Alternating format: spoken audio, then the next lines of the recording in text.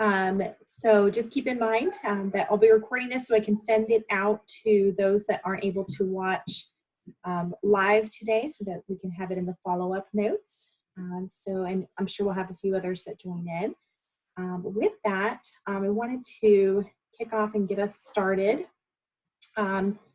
with our Belvoir Collaborative. And I have my amazing co-chair, Mary, here, who I haven't got to see very much lately. And she hasn't been able to attend the past couple meetings because she's been doing some leadership courses. So I wanted to give her an opportunity to say hi and welcome her back to the first meeting she's been to in a while.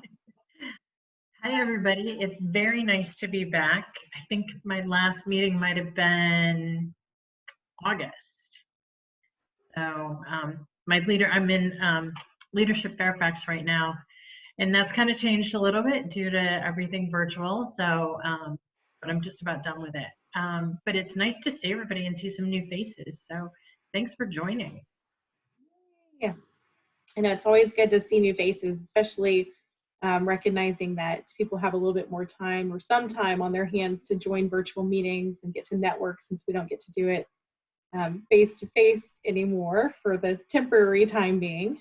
And so with that, I want everybody to have an opportunity to introduce themselves, share a little bit about your organization, and then any updates maybe that you have on what's going on within your organization as you may have had to shift things during COVID-19 for those that you're working with. And then if you have some type of military or veteran affiliation, please also feel free to share that as well. So I'll go ahead and start. I'm Christy Kennedy. I am the Northern Virginia Program Manager for Serving Together, as most of you know. I'm a military spouse myself, husband is currently serving in the Air Force. And currently he's a full-time daycare for our son.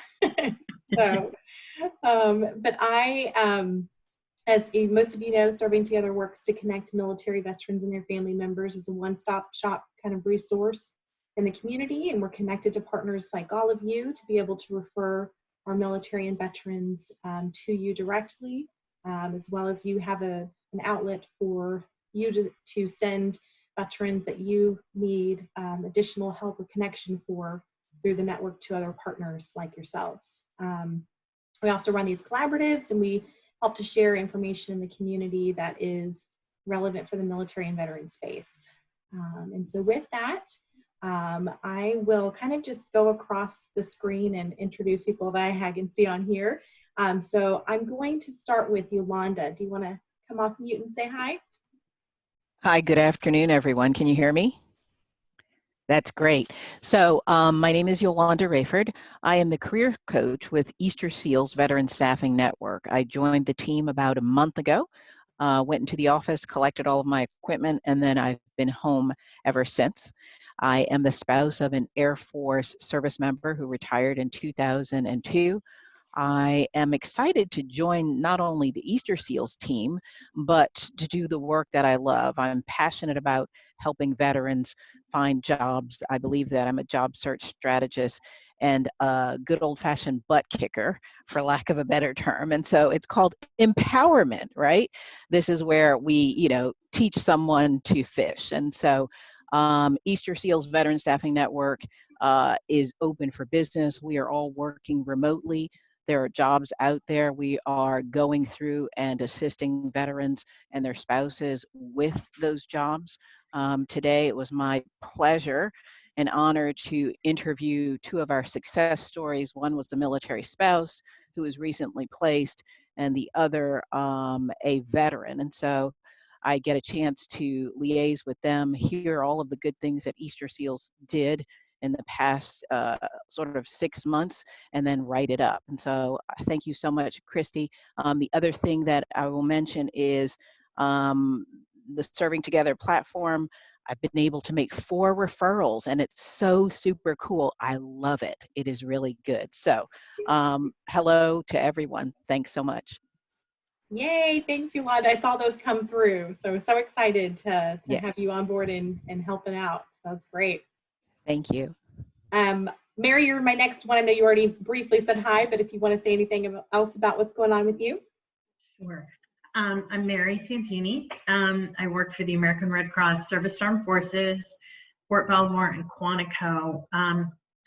Currently, right now, most of our workforce is working remotely. A few of us are still in the military treatment facilities, so we are here supporting the staff right now. So I'm always looking for resources, and I've reached out to some of you.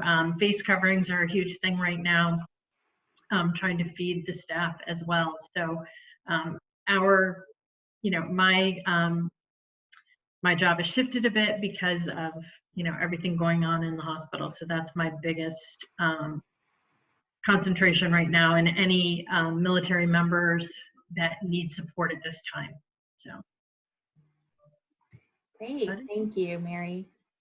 Sammy. Hey guys. Hi, Mom.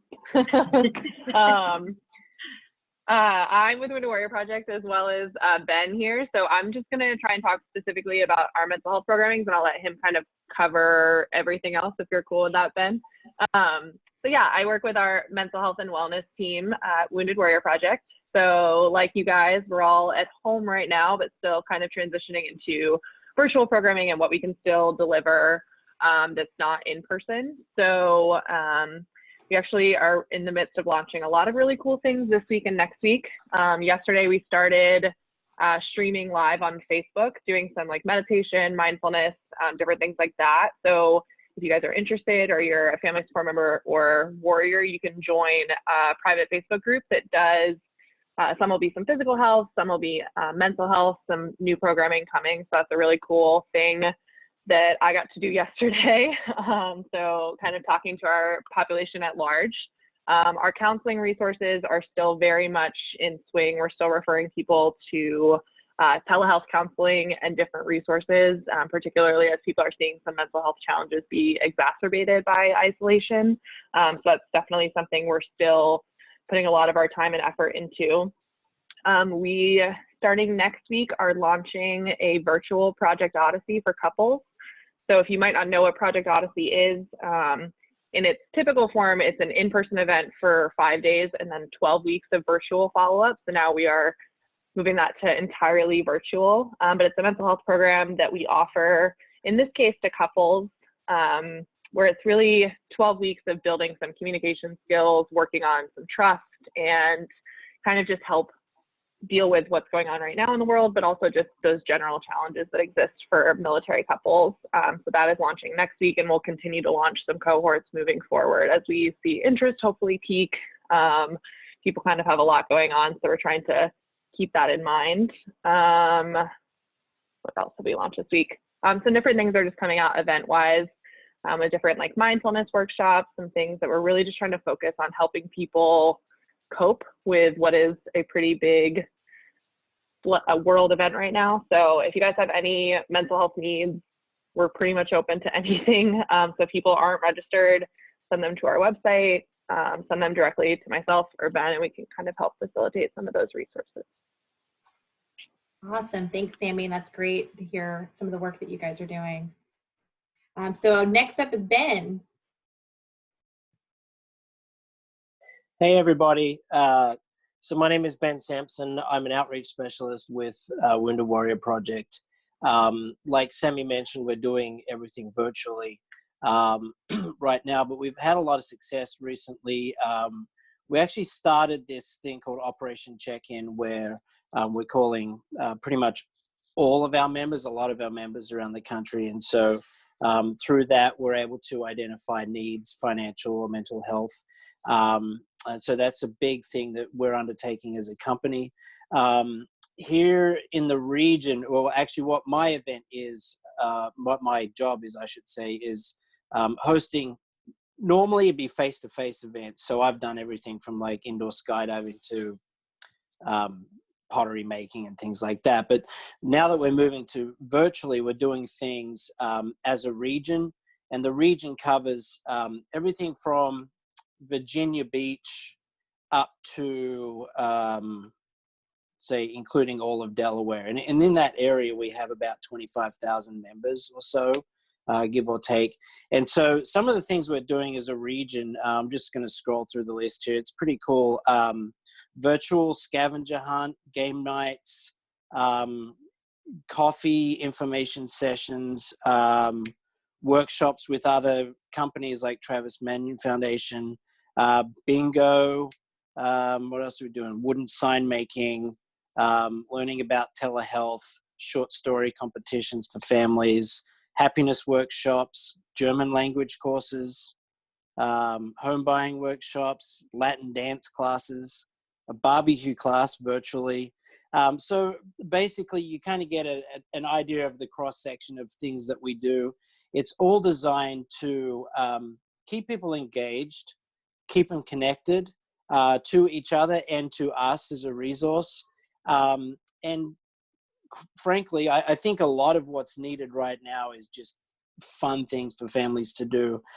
There's a lot of great organizations out there in this region doing really good stuff. One of our core values is fun, and I think during this time it's a much needed thing to help get people's minds off of what's going on. So that's a little bit about what's going on. We serve as a conduit for our members to access things like physical health programs and mental health programs. So if you do have any more questions about any of that stuff, I'm happy to provide my information in the chat and connect with you personally. Thanks, Christy. That's awesome, Ben. I didn't know you guys were doing so many things. Some barbecue course, some German language course. Wow. Yeah. That's awesome. Very cool. Well, I know that we would love to help share some of those as well. I know that you guys are sharing a lot through your membership, but anything that we can do to help share or spread the word, please send our way. Will do. Appreciate it. Awesome. Maria Jose. Okay. Hey, good morning. How are you? Well, my name is Maria Jose Cantoni. I am the director of the Financial Empowerment Center in Alexandria. We provide free resources to the community. We offer a variety of services to help our clients to move to self-sufficiency. So we offer free financial education, coaching sessions, workforce development if they are looking for a job. We offer tax preparation and a small business consultation, plus a variety of classes and workshops that we put together every month. So we move online on March 13, actually. So we already celebrate 1 week, 1 month. I mean, 1 month, completely month. I don't know exactly which day of the week we are living right now. Anyway, so we move online. We are offering everything with phone and Zoom video conference, Google Hangout, anything that the client has and they can access to get in touch with us. We are using those resources. So we have been seeing a lot of people who were very anxious about the information that everybody was bombarding with us. Information about the stimulus check, the small business, how to access those kind of loans, and how to access the grants. So our services are totally free. Now that we move online, it's even easier to access the services because in the past they need to go to Alexandria. But right now, because we are online, we can actually serve anybody who actually give us a call and is interested to receive this kind of participation and support. Thank you. Amy Harris. Okay, sorry, I just had to unmute. So right now we are completely virtual as well. Our offices have been closed for a while, and that's across all lines, except for cemeteries. They're still active, but that's they're not having large funeral services or anything like that. Our benefits staff are still able to help veterans provide claims. Everything is done via email and phone. And they're helping with disability compensation, pension claims, aid in attendance, any survivor benefits, anything that is necessary, they can help with that. I am not with the VA, I'm with the state, Commonwealth of Virginia.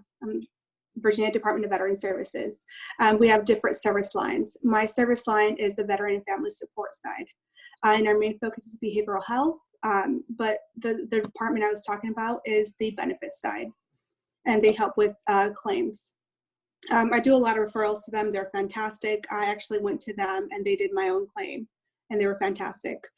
So my side, I do the veteran and family support side. Our main focus is behavioral health, homeless veterans. We are able to connect our veterans with counseling still. A lot of our providers that we connect with contractual clinicians. So if a veteran or a dependent doesn't have health insurance, we can pay for that out of a pot of money that private donors share or pay for.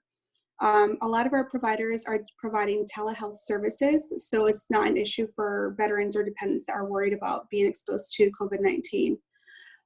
We're also able to provide referrals to other agencies, nonprofits, depending on what eligibility that they have for those services.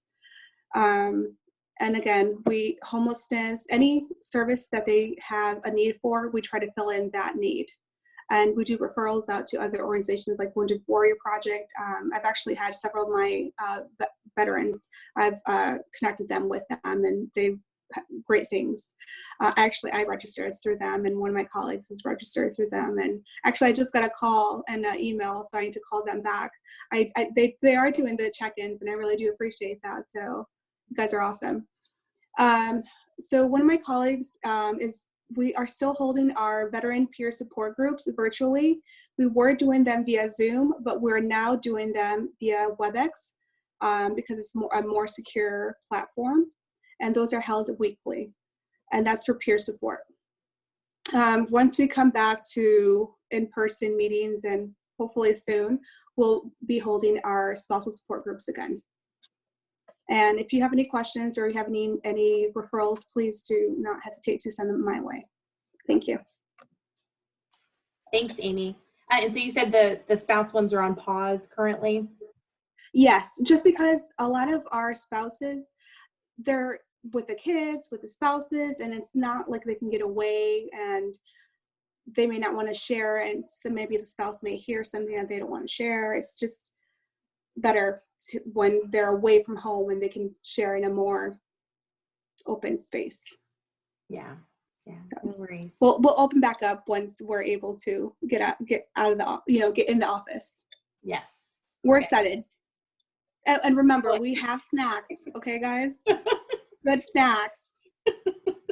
I love it. I'm going to skip over you, Julie, since you're going to be one of our presenters. Mallory.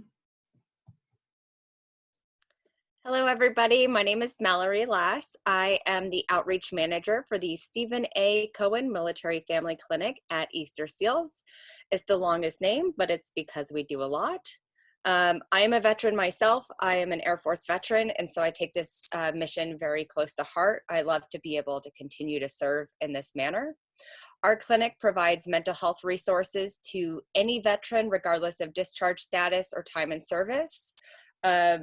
To us, a veteran is a veteran, and we're proud to help any way that we can.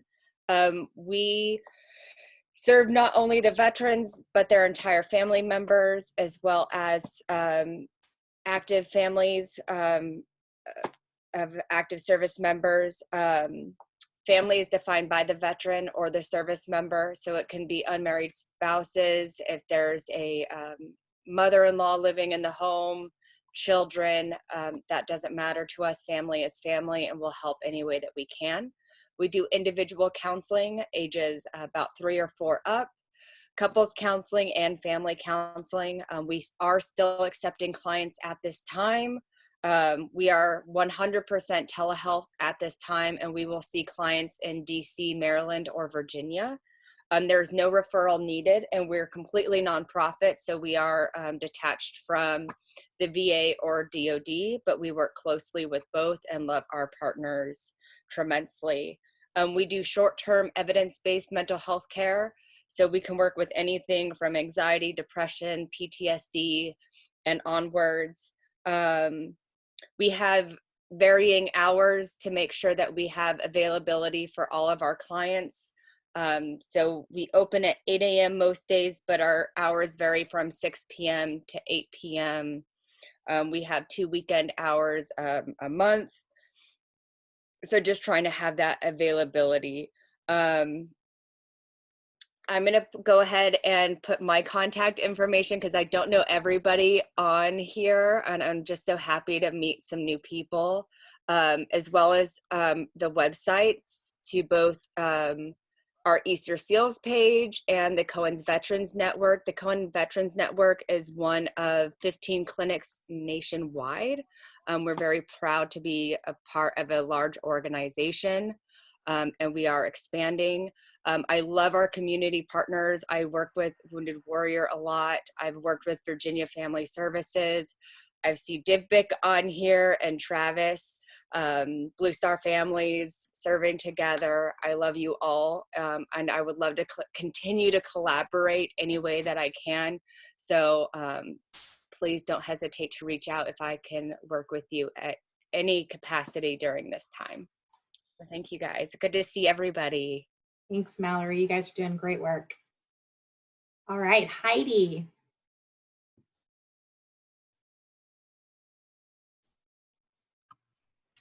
Hello, just gonna unmute myself. Yep, just to echo what Mallory said, it's great to see some familiar faces, and I think we're getting even better participation with remote and really pulling people together. So this has been very nice because I've been working remotely for now for a month. I have teenagers and they're actually pretty good, but bored. So hearing about all these great activities is it's really great.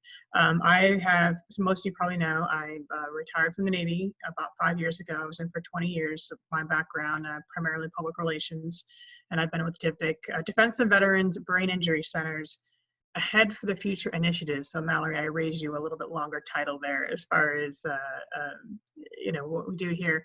So those of you who may not be familiar, DivBic's actually been around for almost 30 years, heavily in the research arena with traumatic brain injury. What a lot of people may not know is they have been tracking over 400,000 veterans since 2000. And what a lot of people may also not realize is that about 90% of the cases they've been studying are in the mild to moderate category, not the very, dramatic. When people usually hear TBI, they think something extremely serious, and there are 4 different levels of that, which you can see on the website. But even stuff in the mild to moderate category can have issues for relationships, can have issues for people trying to have different types of jobs. A lot of times it goes undiagnosed or gets confused. We have a lot of resources online as far as fact sheets. One of my favorite ones is the intersection between PTSD and TBI. So there are some things that are very similar, other things that are also very distinct, but it does take a provider who really knows what they're doing, and the level of knowledge amongst providers is extremely varied. And that's part of the issue too, is that I've had people, I've gone to a lot of events, over 70 in them almost the last 3 years, and some of the things I keep hearing is people will say, well, I said that to my provider, and they're like, no, that's not what it is. Or they're very dismissive or that kind of thing. So that's where self-advocacy, a lot of our outreach with Ahead for the Future, we have a lot of videos, testimonials, they're about 3 minutes long, quite a number of blogs, and we try to really reach out and cover all our bases. So male, female, combat, non-combat, all services are representative. I actually have a breakdown by service and by women veterans, and then also by caregivers as well. So that way I've got something for everybody. So people going back to school, there's a whole different resource for that. They may have to approach that a little bit differently. So really even just having a link on folks' websites as far as different resources. We're connected with like Elizabeth Dole Foundation, Military One Source. We provide stuff for also for Mallory over there with the Stephen Cohen folks. So you just hit me up. I'll put something in the chat, and I can certainly help you target whatever it is that you need for our resources. And part of the point for Ahead for the Future is to try to make it a little more reachable. We're sort of in the process in the next few months of getting sucked into the Defense Health Agency spaces. I'm not totally sure what that's going to look like. They assure me that what we have right now will be able to bounce into however we're going to be configured. But we are part of the Defense Health Agency as a whole, which, as you know, has been extremely busy the last month or so. So anyway, that's my background and what we can do. So happy to hear from anybody else. Thanks, Heidi. Travis Rahill. Thanks, Christy. So Operation Tehidu, see and know most of the people on the screen here. So fall schedule's been put up. We're knocking on wood that we're actually going to be able to execute it. Biggest update right now is that we, Brooksy Batari, who's the director of veteran initiatives, just put up a couple of videos on our brand new YouTube channel, and it's also on our Facebook page it's called Anxiety in the Brain, and there's part 1 and part 2 have posted, and she's filming and or editing part 3 right now. So that should be up end of the week, beginning of next week. So, okay, thanks. Awesome, thanks, Travis. That's great to know. And if you can share the link, I'll be sure to send it out as well. Sure, I'll put it in the chat bar for the YouTube channel. Does that work? Yeah. Yeah. Okay. Thank you. Awesome. Mario, I think is the next one. Mario, are you there? Yeah, I'm here. Can you see me? My video is not showing up. I can't see you, but we can hear you. All right. Okay. So my name is Mario. I'm with Bravo Zulu Outdoors. We take vets and their caretakers and families out to outdoor events, fishing, kayak fishing, camping in the Virginia, Maryland area. Unfortunately, with the COVID situation being what it is, social distancing, it's really affected us. It's hit us pretty hard. Our 2 events, our initial event in March, which was a bald eagle tour at Mason Neck, was canceled. And then this past weekend, or actually this upcoming weekend, was supposed to be a fishing tournament held by Northern Virginia Kayak Bass Fishing Association. It was supposed to be a benefit tour, a benefit tournament for our organization that unfortunately had to be canceled as well. We're hopeful that the rest of the schedule we're able to get back, and we'll see what happens. We're updating Facebook as much as possible, and then staying up on the news as far as the social distancing relaxing happening. Thanks for the update, Mario. Richard Lane, are you there? Okay, yeah, Richard here. Sorry about that. I had unmuted. No worries, we hear you. Okay, it's Richard Lane with Legal Services in Northern Virginia. Like everyone else, our offices are closed to walk-ins, but our phone lines are open so people can apply by telephone and also online. And I think right now we're mainly preparing for like landlord-tenant issues and also protective orders from domestic violence and helping people with their appeals on unemployment claims. But yeah, lsnv.org if anyone needs more information about what we're doing, or you can just email me at rlane@lsnv.org. Thank you very much. Thanks, Richard. Kay mentioned earlier that she was on another call, so I'll just pause for a second and see if she's there. I'm here. Hey, Kay. Hey, hi everybody. I'm Kay Larson. I'm with Military One Source. Maybe I can outdo Military One Source Virginia State Consultant. Is that longer than the other? Than Heidi and Mallory. So if you're not familiar with Military One Source, I'll put my contact information in the chat box and you can reach out to me. Visit militaryonesource.mil. A couple things that I'd like to share with you that I've learned over the last little bit. If you're working with reservists or guardsmen, Army, Guard, or Reserve who have been affected by cancellation of deployment orders, Title 10 orders. Let me just read this from the website, okay? I got it up. AER will assist non-Title 10 Guard and Reserve soldiers on a case-by-case basis when they are experiencing extreme or unusual financial hardship due to a canceled deployment or the current DoD travel ban.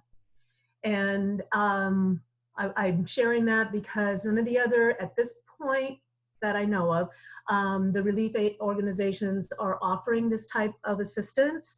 The call that I was on, all of the agencies were represented, and Army Reserve was the only one that had this in place while the COVID-19, Title 10, COVID-19. It's probably a good thing that my video is on horizontal weirdness. That's why I'm not sharing video, so you can't see me also messing this up as I'm speaking. But if you look at the ArmyEmergencyRelief.org website, their COVID-19 information, there's a lot of different things on there. Army decided to do this, Army Emergency Relief, because they were receiving calls from individuals who had canceled their leases, turned in cars, all kinds of things. And they really realized that this had affected the non-traditional Army active folks. So please take a look at that if you have that kind of assistant requests come in. Also, tutor.com, Department of Defense has expanded temporarily eligibility to Guard and Reserve also. So please look at tutor.com, their military section, look at that expansion for several individuals not normally covered under that tutor.com umbrella. And with Military OneSource, video counseling has been expanded to include teenagers and youth. And you can look at the website to learn how that is working and how that expansion is covered and what ages. Also on militaryonesource.mil, the COVID-19 resource area grew leaps and bounds even since yesterday. And when you visit the website, if you're on the public side of the website, you can't get away from the bouncing red ball that reminds you that that COVID resource is available. So thank you all for everything that you're doing and adjusting to and everything. And I look forward to hearing from the rest of you. Thanks, Kay. And yeah, we just shared about the tutor.com on our Facebook page today. And Cool. And we had heard about the AER offering the additional services to non-Title 10, which is great. Excellent. So needed right now. So thank you for sharing those. Absolutely. Awesome. Joe, hi there. How are you? We're just doing updates, introductions, sharing any thing that you have going on in light of what's happening with COVID-19. So I'll let you kind of introduce yourself as well. Thanks, Christy. And it's good to see so many familiar faces again from all the other meetings and things we've been doing. I'm Joe Simonelli. I retired after 30 years in the Army and decided to make Arlington, Virginia my home. I'm the chair of Arlington County's Military and Veterans Affairs Committee. I know this is the Fort Belvoir collaboration, but we really collaborate for veterans all around in the entire Northern Virginia area. So our goal as a committee is really to ensure that veterans, active duty, and their family members are number one, acknowledged in the community and supported with the community within Arlington. So that's our number one goal. So we're here to assist them. We have many organizations associated with our committee that helps veterans and their families. One of the biggest things that we're doing is we're trying to make sure that people understand that even during this time, there are things that celebrate military and their families. And one of them is the Military Month of the Child, which is April. And the Arlington County Board Chair, Libby Garvey, actually signed a proclamation for us designating the entire month of the military child for Arlington County. And Arlington Public School, we're working with them. We originally were going to do a Purple Up Day in conjunction with DODEA on the 22nd of April at Oak Ridge Elementary. But now that they've gone to virtual training, they've also indicated that they want to continue with a virtual Purple Up Day.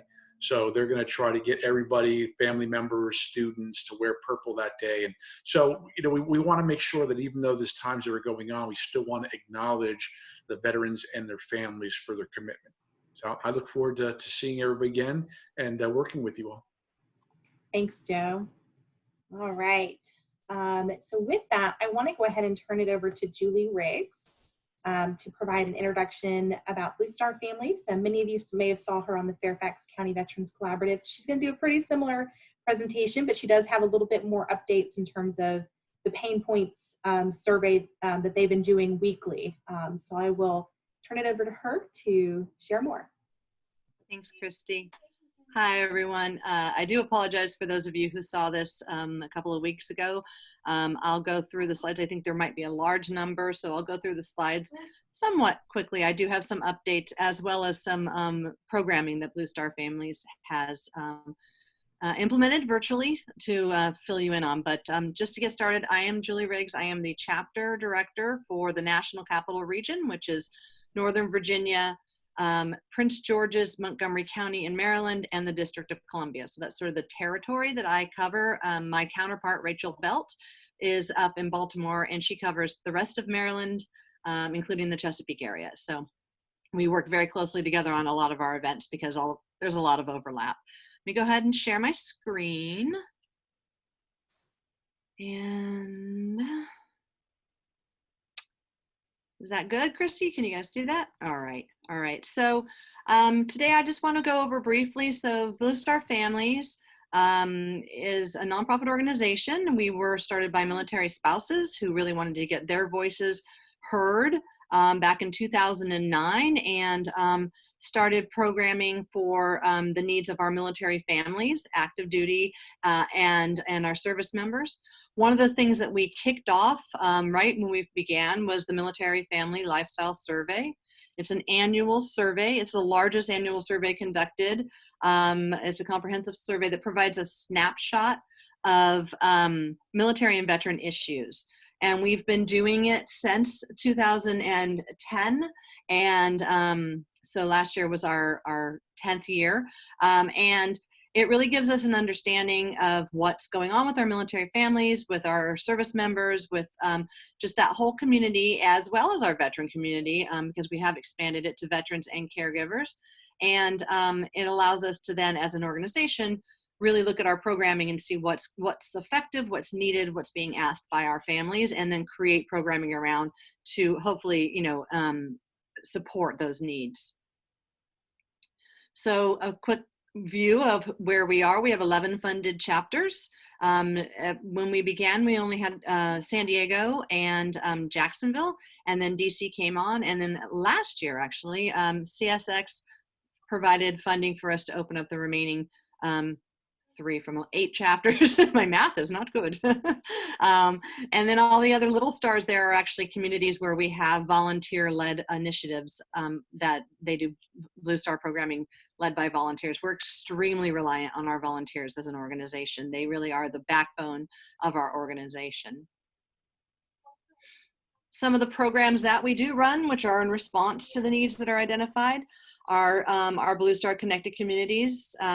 So we connect military and civilians together in events in their communities in order to bridge the military-civilian divide. We have our careers arm, which Amy Stoddard, who many of you know, amazing woman, runs here in DC. We're so lucky to have her. We have Spouse Force. We have Coffee Connect and Caregiver Connect and Career Connect events that bring people together to learn about skills and or talk about employment, looking for employment, that type of thing. We have also certifications that can be gained by spouses and transitioning service members through our Blue Star Careers program. So I encourage anybody who's interested in a career change or is looking for a career or has someone who is, send them our way. We have our books program, which is where we hand out books to on bases to our military families. Our museum and parks program, where we bring our families into our communities and get them opportunities to visit our museums and our national parks. Our neighbors program, which is actually our non-military members. So these are people who have said, hey, I want to support my military. How can I do so? So they are members of Blue Star Families who are not military.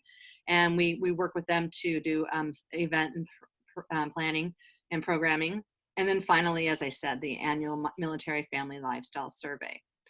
This year, that survey, we will be fielding for input around Labor Day. We usually would launch it in April, but obviously with COVID-19 and everything being virtual, we're not unable to do the infiltration, if you will, into the community to get people to sign up and take the survey. So we're shifting it in order to be able to get a population and a sample that we can use the data. So we really need to get a good sample of that. If you're not already a military or a Blue Star member, I really encourage everybody on this call to go to bluestarfamily.org and sign up as a Blue Star family member. It's free. There's some really cool benefits to membership, including some apps. Thrive Market, you get a free membership to Thrive Market, which is an online market ordering place, which is being very used a lot right now. The Caribou app, which has is sort of like the Kindle for kid books, so that's free to members. And then you also get information about all of the upcoming events and the data from the survey you can pull and use for maybe presentations that you have. Anyway, if you have any questions, you can definitely reach out to me. So as I said, our survey is an annual survey. Last year's survey, we did the results back in February, and our partners for the survey are the Institute for Veterans and Military Families. They are amazing, and they cut the data for us, and they take the information that's provided by our families, and they make sense of it for us. We're very happy to be partnering with them, as well as USAA and several other sponsors to make that happen. We had 11,000 service members, families, Guard members, reserves, veterans, and community members combined answer the call to take our survey last year. Some of the top issues, and again, I'll go through this pretty quickly because a lot of you have seen them, but these are some of the top issues that were identified for our active duty families. I did add a few more active duty slides here because I know this collaborative tends to focus a little more on the active duty component than the Fairfax one, which was focused a lot on veterans. So of a list of things that were issues, these were the top 5 that were picked by families. And you can see that spousal employment and time away from family take to top billing. So top stressors for our families. So these were more about, wasn't sort of pick the top 5. It was what is a stressor for you? So the question was asked differently. Financial issues is, top, but that has to do also with the employment side as well, or the employment factor with spousal employment that adds to the financial issues. All right, our guards. Similar, their focuses are similar to our active duty, our guard families. However, they also have issues or concerns with coming back into the civilian sector for care and services there. Let me see. And then our reserve families responses again are quite similar to our guard responses. So this is one that I didn't show at the last, when I did this presentation before, but one of the things that our families report is a limited understanding and awareness of the general public of their service in the military. Only 12% feel that the general public is aware of the challenges that military service places on our families. So only 7% feel that the general public understands what their jobs require in the lifestyle that we live as active duty military. Let me see my notes here. What's interesting is that 69% of our military family respondents live in their local community. No longer is it the majority of people live on base or on post. As we know, with privatized housing and just with the way that the world has gone, a lot of people choose to live off post or do so because of privatized housing. And so 69% of the people live off post, but 40% of the people who live off post or base don't feel that they don't have a sense of belonging in their community. So that's pretty huge. I mean, that's more than half the people who are living in our communities feel that they don't have a sense of belonging. So one of the things that we really try to do at Blue Star Families is bring together our communities, our military and our civilian communities, in order to make people feel more connected and increase the awareness and understanding of military issues, concerns, what it's just like to be military, so that our civilian neighbors feel like they have a talking point to start a conversation, feel like they can really welcome us and you know, engage with us without sort of not really knowing what to say because they don't really know exactly how your life goes. An increased sense of, you know, belonging in the community increases a lot of the psychological wellness factors that we see happening, you know, issues that might be happening. So we are really trying to push that with Blue Star families. And so the other thing we do is we do programming in the community so people can get to know the area. Maybe they've only lived in DC for a year. So we're going to get them out to the museums. We're going to get them out to the national parks. We're going to let them see that there's so many amazing places to go hiking or whatever, you know, and just really get people connected to their communities. Did I already show that slide? Oh, I'm going backwards. Sorry about that. Okay. So shifting gears a little bit, one of the other key points that are talked about is service members. Operational tempo impacts the whole family.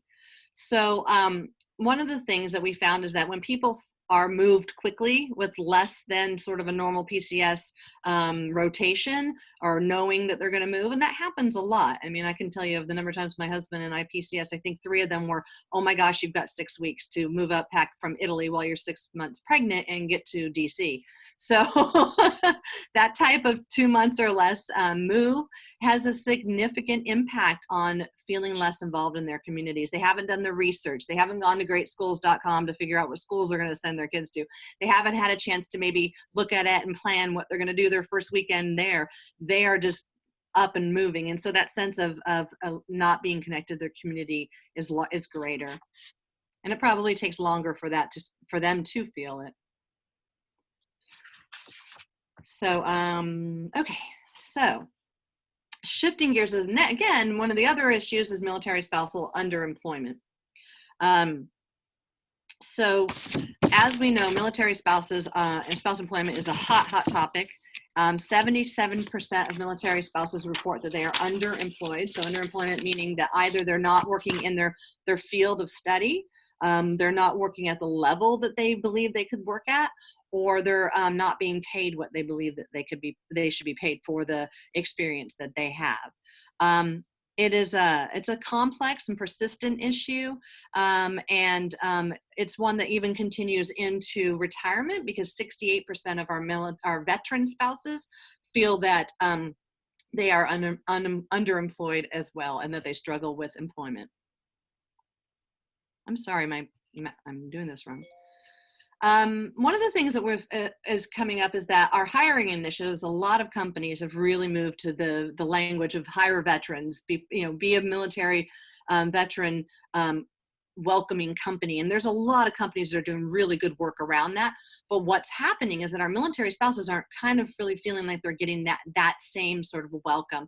The employers are not as eager to hire a military connected person as they are perhaps the veteran who has completed their military service. They also feel like the employers might not be willing to accommodate military needs. So for example, military spouse might need more flexibility than a regular employee, because perhaps when the service member is deployed or traveling, there might be issues of needing to work from home or more flexibility. And so the perception by our military spouses is that the employers are not as willing to, have flexible work schedules and what have you. Okay. And then lastly, financial stress is one of the largest, issues that our military is facing.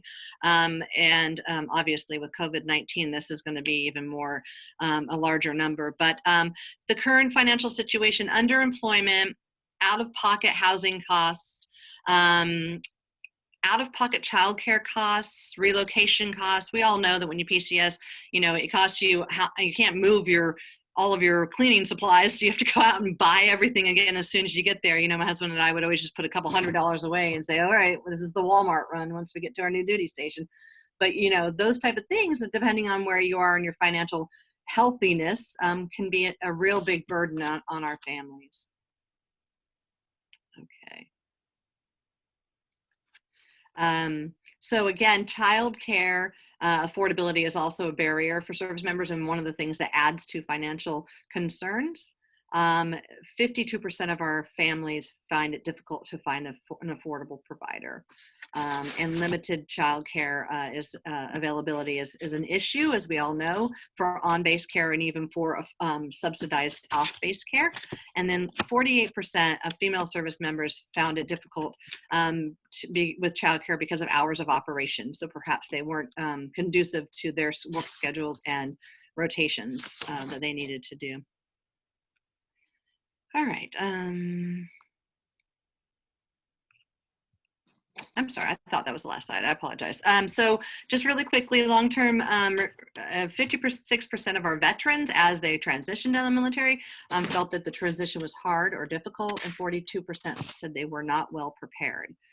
Social isolation is the highest in those who felt unprepared for transition. So for those who had a community built up in their local community, who had maybe made contacts, who had done the networking, that feeling was less than for those who felt like they were socially isolated from their non-military community when they transitioned. Female veterans are experiencing that transition even harder for a number of reasons, including that they are not the greater financial difficulty, they're less prepared to navigate the resources in their community, and they have a greater sense of isolation than their male peers. I do promise this is the last slide on the survey. So the last one I did want to mention was the mental health treatment after suicidal thoughts or attempts. And so I just wanted to show this slide that what we're still seeing is that 48% of our service members, Guard, Reserve, and family members did not seek help when they felt they had thoughts of harming themselves or a suicide attempt. So that's huge. That's a large number, and our studies are showing that when people do die by suicide, they typically, a lot of them have never seen a mental health professional. So our goals or our needs to get them in their communities, in their regular lives, is pointing to that. So because they're not actually seeking the help that they might need. I ran through that quickly. Before I shift gears, does anybody have any questions on that particular part of my presentation? I just had one thought I'd mention, Julie. Ma'am. And in terms of the military spouse unemployment, I just wanted to share that this morning I was part of a call with that Hiring Our Heroes is running, called a Military Spouse Economic Employment Initiative. Zone. Okay. And so they are working really diligently to provide like a website of resources for military spouses during this time.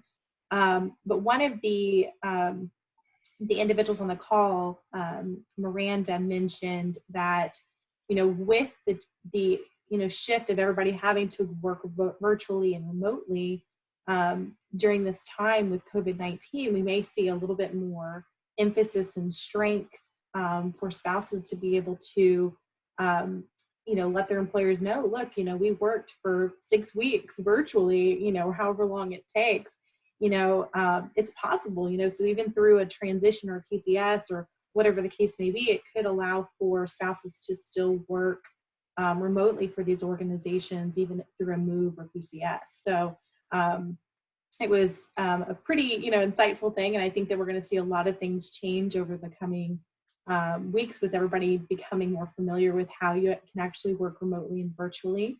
So hopefully we see more organizations be able to feel confident that they can hire spouses that may need a little bit more flexibility in their schedules, being military connected. So I just thought that was a neat. Yeah, that's a really positive outcome to come out of all of this. If companies are more willing to look at which positions can be remote and maybe be more adaptable to make some positions remote. I mean, companies are going to be hurting for financial resources, as anybody is, and it costs so much less to have someone work remotely. And so I think there might be an uptick on remote employment opportunities, which then is obviously a good thing for our military spouse workforce. So yeah, cool. I mean, that's neat, Christy. Thanks for sharing that. I love stuff like that. So I wanted to shift gears really quick. Last time I was at Fairfax, I talked about this, but I wanted to talk about the COVID-19 Military Support Initiative. So in response to the COVID-19 issues, Blue Star Families partnered with the Association of Defense Communities to launch this initiative. We launched it a month ago.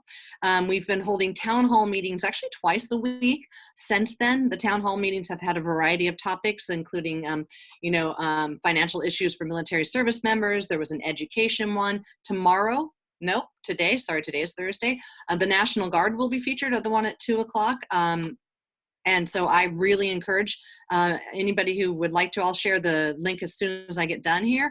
Please join us for the town hall meeting.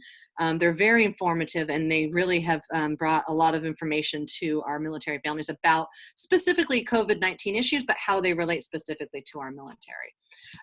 So I'm going to shift gears here real quick. So we've been doing, in addition to the COVID-19 initiative, which includes the town halls, we launched a pain point poll. That's kind of fun to say, right? I'm waiting for someone to give that an acronym, but nobody has. So a pain points poll, which is taken every week. We are looking at the data, and we are using that data to inform and make decisions and to influence decisions being made.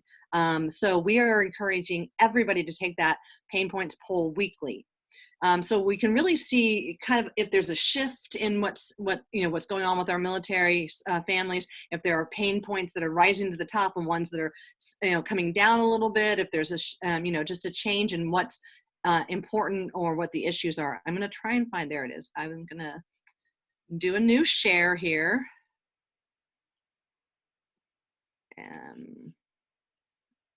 The little box thing's in my way. Okay. All right. Technology at its finest, right? Blue Star Families is actually a remote organization. We all work from home, but have never done this many Zoom presentations. Usually we go out in the public to do them that way. So the pain points poll, we cut that data weekly. And so this is for the week of March 18th through, this is from March 18th through April 7th. So this has the most recent data. 3,245 people have responded to the poll. This just gives you an overview. I'm going to also include this link in the chat, and you can go and look at this data yourself. It's also on the Blue Star Families website under our COVID. You'll see a banner that says COVID, and you click on that. So we encourage everybody to encourage anybody they're working with, anybody they're interacting with, yourselves, to please take this poll and take it often. We really want to make sure that we can get the data and information in real time. So it looks like 83% in week 3, 83% of the people taking it are active duty, 19 are veterans, 19% veteran families, National Guard and Reserve are at 5%. So really encouraging that group to start taking a little bit more. 14% civilian or DOD civilian, and then 5% other. So our acute pain points that are coming out of this, 40% are responding that they cannot currently use their normal childcare option, which is up from 27% in week 1. So, as things continue to shut down across the country, that number increases. You guys can read this, so I'm not going to read this to you. One of the things I do want to talk about, though, is some of the things that have come out of the pain points poll.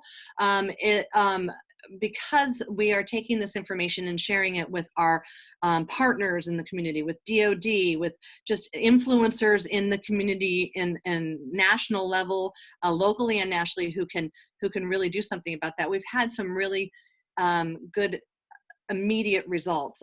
So one of the things that happened was that there was a guideline on fee assistance. So families who were using subsidized childcare on base or post, when the base and post ones closed to only essential personnel, and if they weren't deemed essential but still had to work, they were looking for subsidized childcare outside of the post. But in order to do that, they had to apply for it. And the minute they applied for that, they lost their spot at the CDC basically. And so families were saying, I can't get childcare. And so that information was shared, and the Army kind of took the lead on it. Now I believe all services have done it to allow for subsidized off-post childcare programs to be used simultaneously with holding the spot for an on-site care. So things like that have come out of this poll. Another one I want to share, and I'm sorry that I'm reading over here, but I want to make sure I get these right. Almost immediately when the VA went to online, or when schools went to online for education, one of the things, and I remember Christy and I were actually on a call with another service provider, and she was saying that from Grand Canyon University, and she was saying her service members were freaking out because their VA,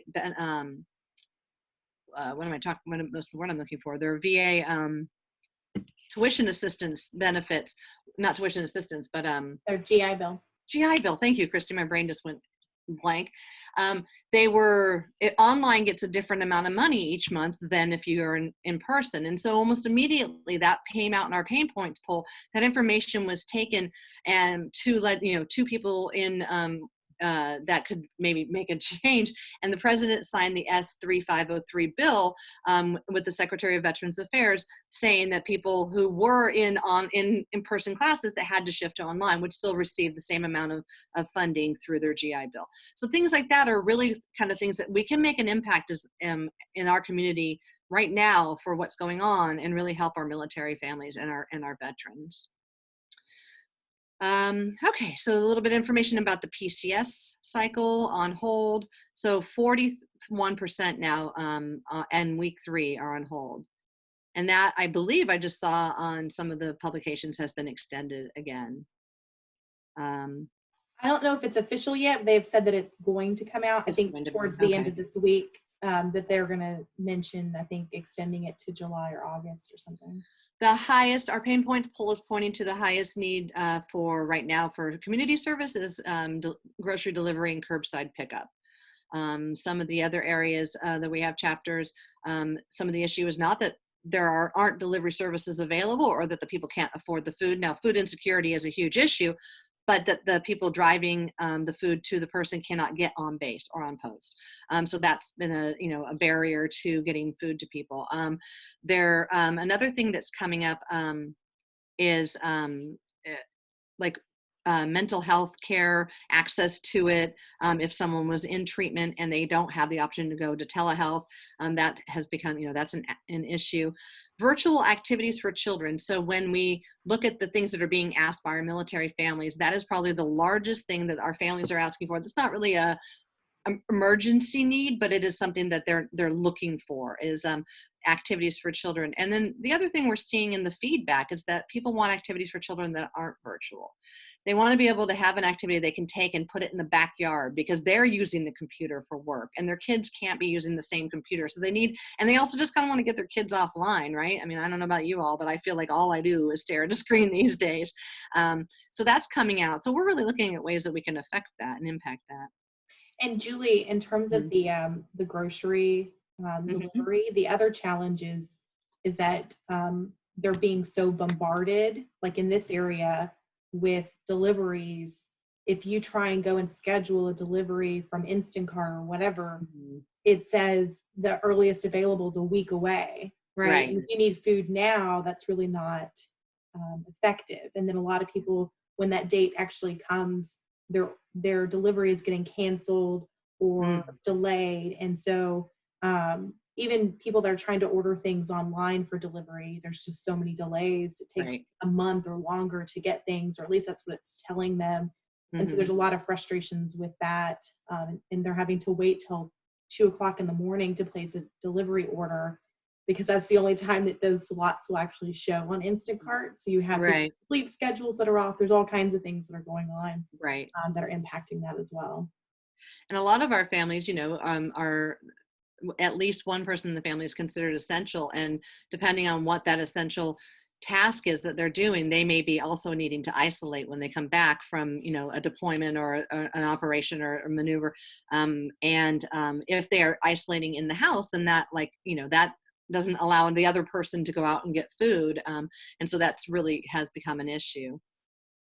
I was speaking with the National Guard in Maryland the other day, and one of the issues that they're having is that a lot of their service members have opted to isolate alone in hotels because they are actually on the front lines, providing, doing the testing and just supporting the actual COVID-19 initiative right in the front line. So they are feeling a real big sense of isolation because they're choosing to stay in a hotel away from their families during this all. So they spend all day out with people who are infected, and then they come back and they sit in a hotel all night. And so there's some some fallout from that, or some issues that are happening. As you know, I'm just going to go through these. I've talked a long time, so I will put the link. You guys can all come back and look at this in your own leisure. But I really do encourage you, if you haven't yet, please take this poll and take it often. It really will, I think, help us continue to make some change happen in real time across our military community in the National Capital Region. Lastly, and I wanted to put this out here because I have some programming that I've scheduled, and I would love to have everybody involved in it. Starting on the 23rd of April, every Thursday at noon, I'm doing a Let's Do Lunch. It's a virtual just hangout for anyone who wants to come and hang out with me, and just, bring your lunch and we'll sit and chat. We'll talk about things going on. We'll share recipes. We'll do whatever it is. It's just sort of an opportunity to come and be social and build community here in the National Capital Region. Starting on the 22nd, and going every Wednesday until the end of May, and maybe even longer. I'm working with a personal financial counselor from Andrews Air Force Base, and she's doing financial fitness. So it's an open office hour for you to go and just ask questions. You can go every week, you can go once. It's sort of just an opportunity to go and talk about finances. If you have any questions, if you have specific questions, she can talk with you there, and then maybe make an appointment to take it offline. The times are one Wednesday it's at 11:30 in the morning, the next Wednesday at 6 p.m., the next Wednesday is 11:30. So the best thing to do would be to go to sign up as a member for Blue Star Families, and you'll get my weekly email with all of the information about events. And then I've got two more. On May 16th, we're doing a Kids to Parks Day virtual event, and we are doing a virtual tour of the Hawaii Volcano National Park. I know, right? And there's actually, you get to go into a lava field and a lava cave in this virtual tour. It's really neat. So I encourage you, it's at 1 p.m. on the 16th. I encourage you all to sign up and come with me to Hawaii virtually, since I've actually never been able to go there even in person. And then lastly, starting on April 27th and going for 6 consecutive weeks. So if you want to be part of this, you would need to attend on the 27th. It's called Everything Social. I'm working with Pause Life Coaching, and one of their life coaches is going to talk to parents about how to prepare their kids for going back into society after this all happens, how to help kids deal with anxiety and concerns about going back to being social. But really it's about how to coach your children through any sort of issues that they might have, and how to best be a coach for your children through anything, so everything social. So that's why it's called. It's a self-led class. And so basically we'll meet on the 27th, you'll meet the life coach, we'll talk about it, and then you'll get a link and you'll get to do the class on your own online. The next week you'll get an online class, and then we'll have a couple of in-person Q&A sessions throughout the 6 weeks as well. So thank you for your time. I'm sorry I took so much time, but I do appreciate you all being here, and it's so good to see everyone. And I get to stay for this meeting, Christy. I don't have to leave this time. Okay, good. Yay, awesome. Thank you, Julie. Let me stop sharing. Hold on. So helpful to learn the updates as you guys are seeing them as they come through. So appreciate that. Yeah. And with that, I want to introduce our next speaker, Robin Powers. She represents an organization called Operation Deploy Your Dress. And if you didn't see, Robin and I are wearing dresses today, and she'll talk more about about that and what the challenge is that we hope that you guys will all participate in, or at least the females will participate in. That's up to you males if you want to participate in that, but I'm assuming probably not.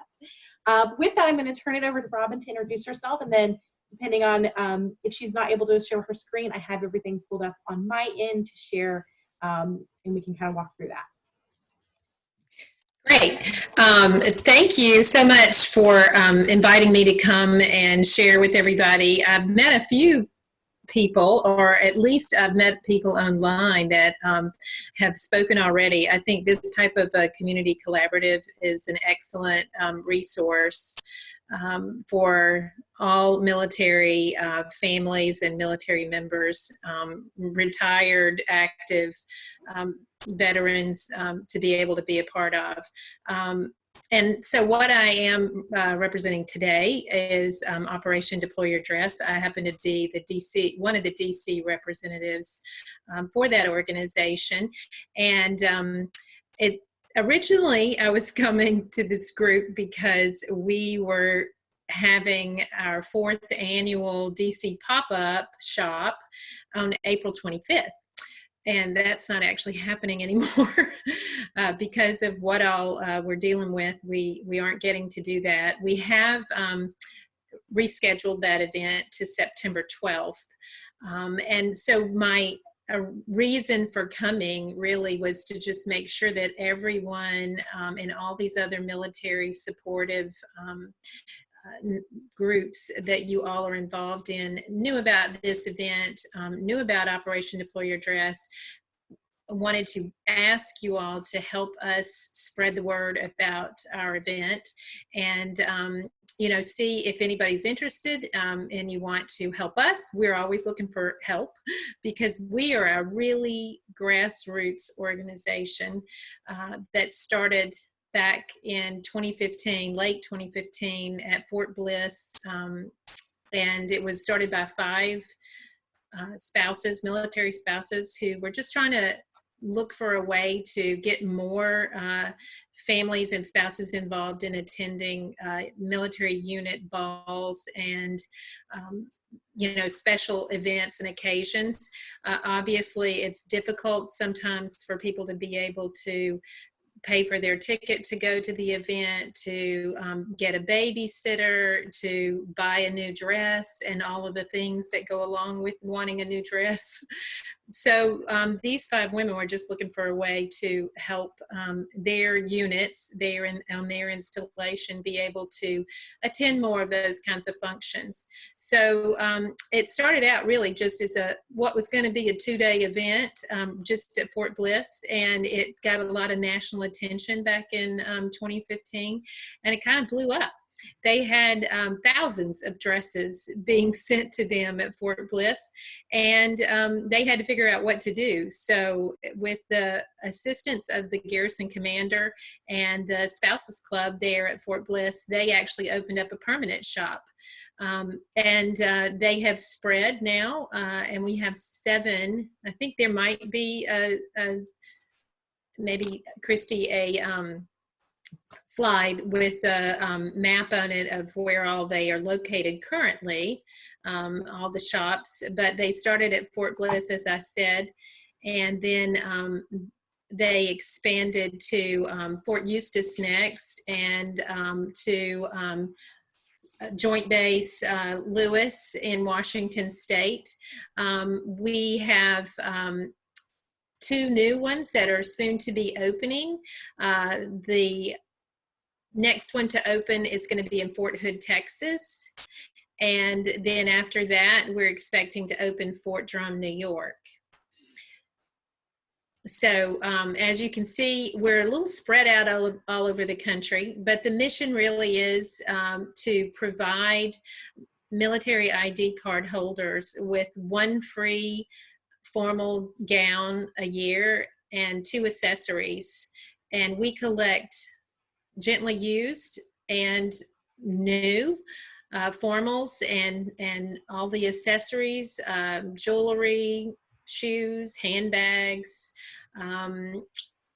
wraps, anything that you might need really for going out on that to that event, that ball or special event that might be happening. So if we have been collecting here in the DC area, we kind of have put a little hold on it right now because of our postponement of our pop-up shop here in DC.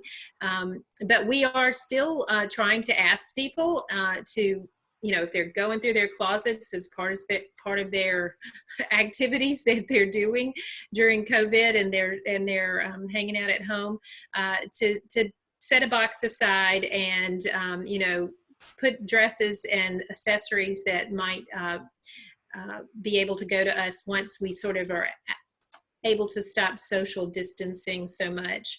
And I will provide, the names I can give you. Well, I'm going to send you my contact information. So if you have any questions, you can always reach out to me later. If you actually, Christy's husband, I think, was actually starting to do a collection with his work group. But obviously right now we're just having to ask people to hang on to those things, and then we'll collect later. We will still have our DC event. We're hoping it's going to go off in September 12th. We're always looking for volunteers to help us, either with setup or tear down or the day of the event. I want to ask you to follow our Facebook page or our Instagram or Snapchat. We will be updating that from time to time, so you'll see different information on it. Right now, it does tell you that if you want to mail your dresses to anyone, you can mail it to Fort Hood, to the Fort Hood Spouses Club. But I'm going to ask you, send them to me instead. If you have anything, I'll get them from you so that we can hopefully use them. Anything that was going to be left over from our September 12th or our April 25th pop-up was going to be shipped on to Fort Hood to help them with their opening. We've given away 11,000 dresses to date so far, a little over 11,000 dresses, and we have estimated that that's probably about $1 million in savings that we've helped, our military members, retired and active duty, and their families save because of our organization. But it is, again, as I said, a very grassroots organization. We are really volunteer based, and we have shops now all over the country, but they're all run by volunteers. And as of right now, those shops are closed, and we're just trying to, wait this out, and then we'll get back to it. But one of the fun things that we've tried to do to kind of keep people, keep Operation Deploy Your Dress in people's minds is we have started a challenge on Facebook and Instagram and Snapchat for women to put on their favorite ball gown and do whatever their new normal is and post it and challenge other friends. So here's one that just posted recently that I think Christy just put up that says, "Me getting ready to go check the mailbox." That's not usually the thing most people would wear to check the mailbox. But, we're just looking to have a little bit of fun, and we'd love for you to go follow us on our social media sites and get involved in this challenge yourself as well. Challenge your friends, challenge your other, coworkers or organizations that you're involved with. And I'm also going to share later too a couple of other interesting, podcasts that have been done recently with the Operation Deploy Your Dress organization. And we're just looking to try to help support you, and you hopefully in turn can spread the word about us. If anybody has any questions, I'm happy to try to answer any questions right off the bat.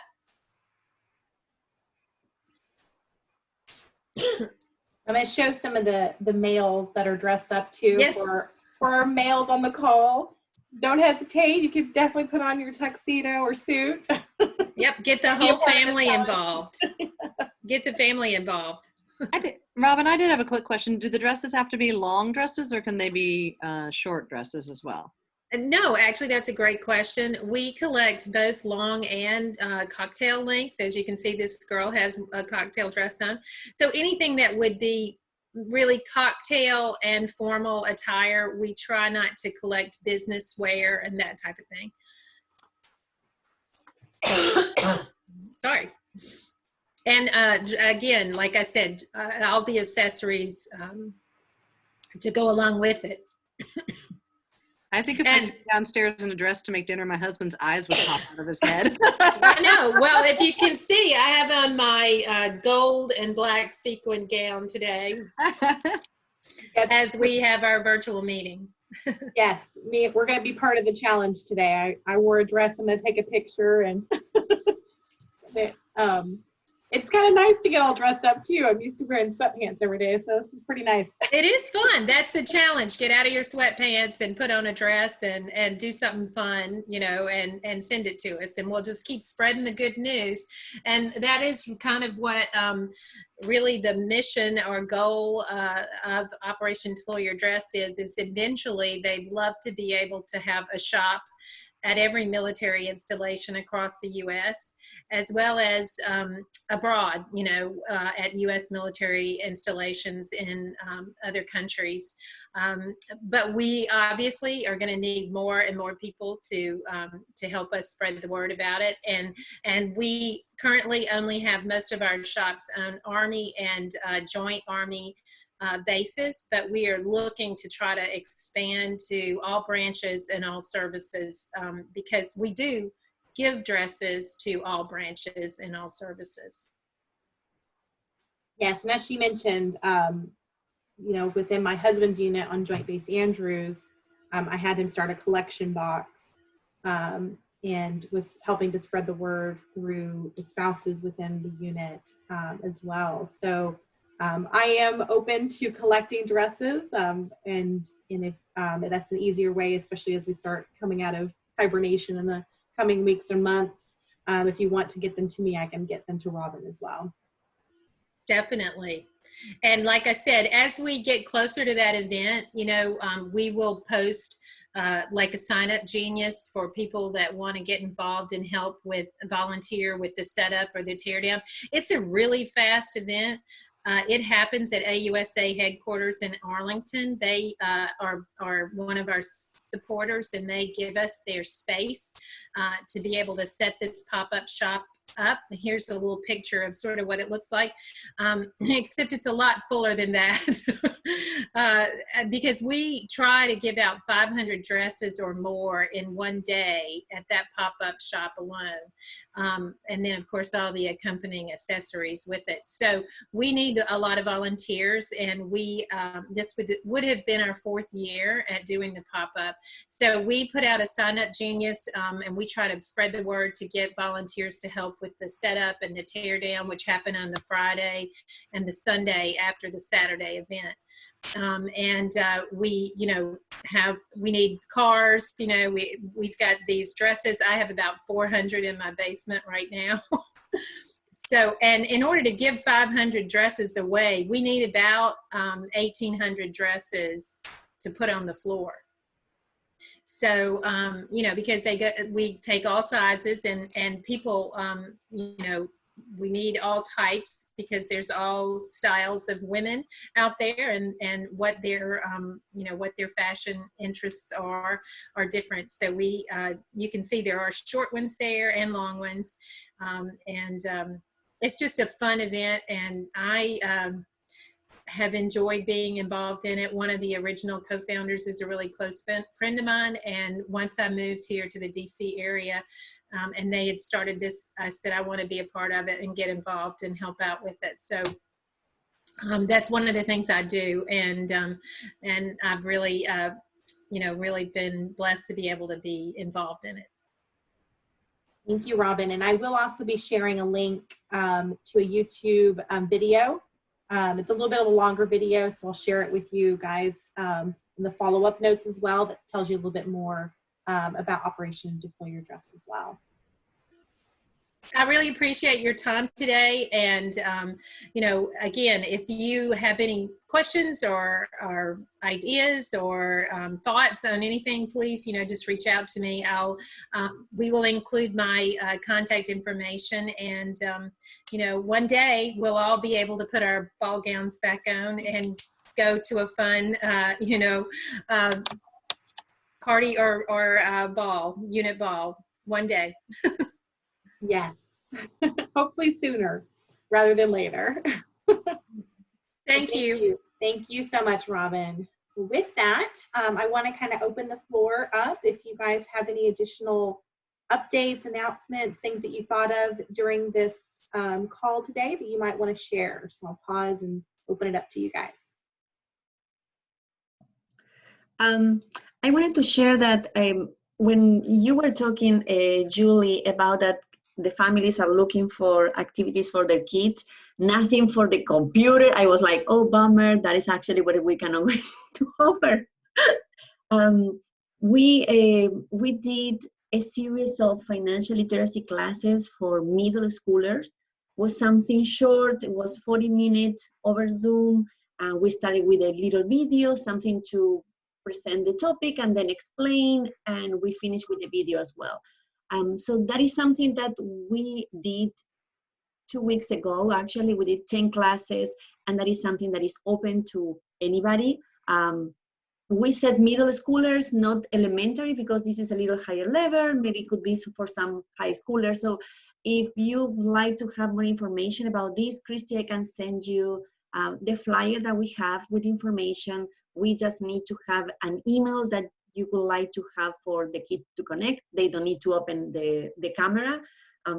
They will just be participating. They can use the messages box to put some questions that they may have. And it's an idea to have them going forward with the classes to learn something different. I don't know, well, Fairfax County have been trying this week to start again with, unfortunately, not so much success. Last Wednesday didn't work. We'll see tomorrow, so I will cross my fingers. I don't know about you, but my son is going to enroll tomorrow to see exactly if that is going to be working. But this is another option to have the kids engage in some way. And then we have a class coming up at the end of the month about work on a resume for federal positions. So that is something, again, that I can send you the information if you have clients that maybe would like to tweak their resume and trying to apply for maybe a federal job opportunity. This could be another thing to do. All right. Awesome. Thank you, Maria. No problem. I just want to mention one other thing. This is Robin again. I, in addition to Operation Deploy Your Dress, I'm also co-president of an organization called Capital Area Military Spouses Club. And it's a spouses club in the Washington, D.C., greater Washington, D.C. area that is made up of all ranks and all branches, again, sort of like ODYT.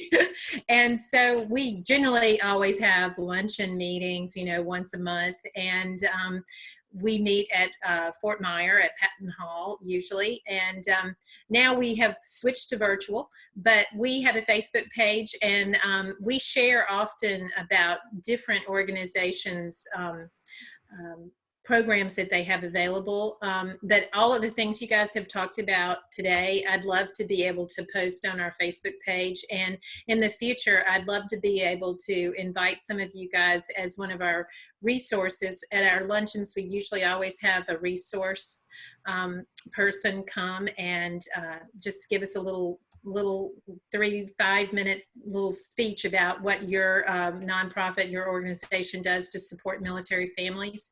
And so this organization is fairly new. It's only been in existence for about 3.5 years, but we really are there purely as a social and networking avenue for military spouses and military retirees, as well as active duty and spouses.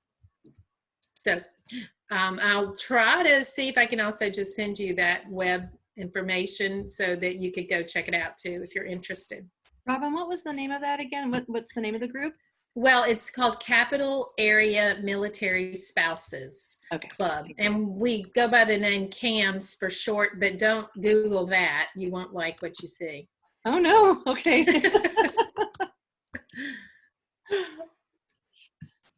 Thank you. Awesome. Thank you, Robin. Anyone else? I just wanted to mention, some of you are familiar with our resiliency workshops. Normally they're in person, and of course we switched to a virtual platform. So we are doing more of a mindful, mind-body kind of relieve your stress type workshop that is open to military veterans and family members. So if anyone's interested, we'll schedule it according to your time frame. It's all free. We don't take any information, any of that kind of thing. So if you're interested, let me know. I'll send you the information. We'll get you all set up. Perfect. Last calls?